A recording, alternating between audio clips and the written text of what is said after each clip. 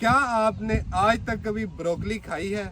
आज मैं मौजूद हूँ जंग के एक इलाके के अंदर। माशाल्लाह हमारे साथ हमारे बहुत ही अच्छे फार्मर मुश्ताक साहब मौजूद हैं।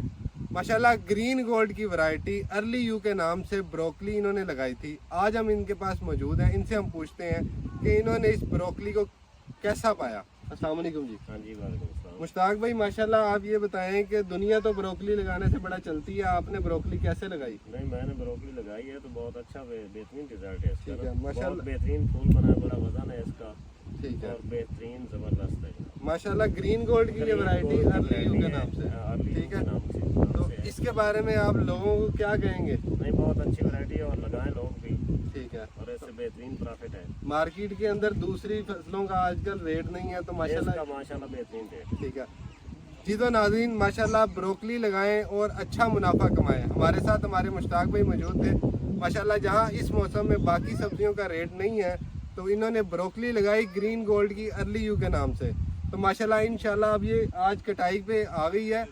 तकरीबन 90 दिन के अंदर ये तैयार हुई खड़ी है इस टाइम फील्ड के अंदर जी। 90 दिन के हाँ, अंदर तकरीबन 90 दिन के अंदर तैयार हुई खड़ी है। अभी भी 5 दिन कम है 3 महीने होने से।